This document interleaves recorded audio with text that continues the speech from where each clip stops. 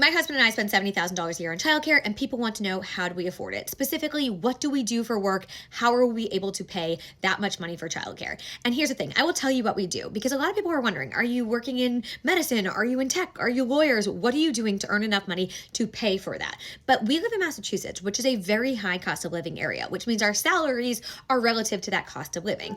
We also have the highest childcare costs in the country. So our childcare costs are incredibly expensive. It is very difficult to afford childcare here in Massachusetts. My husband is a blue collar worker. He is a lineman, which means he fixes electricity on utility poles. It is a very dangerous job. He gets paid like a base salary, and then everything is hourly overtime after that. Like, most of his pay comes from overtime. So he's trading his time for money.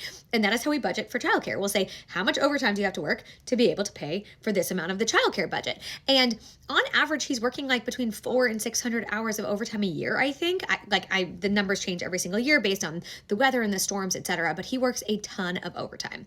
I work from home in a remote position for a startup in e-commerce. I am in operations management. I am lucky because I've worked for the same team for about 10 years. And so I make a little over $100,000 a year.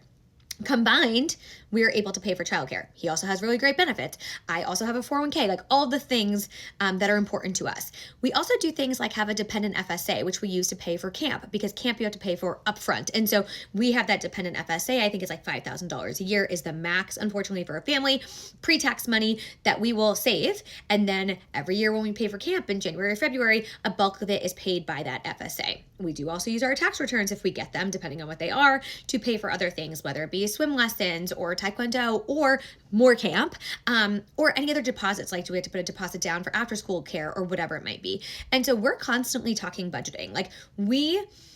It is difficult to pay for childcare. Like, it is not easy for us to pay for childcare. It makes sense for us to pay for childcare for the life we want to create now and in the future. It makes sense for us to both work, but it is difficult to manage this budget. It is incredibly expensive to pay $70,000 a year for childcare.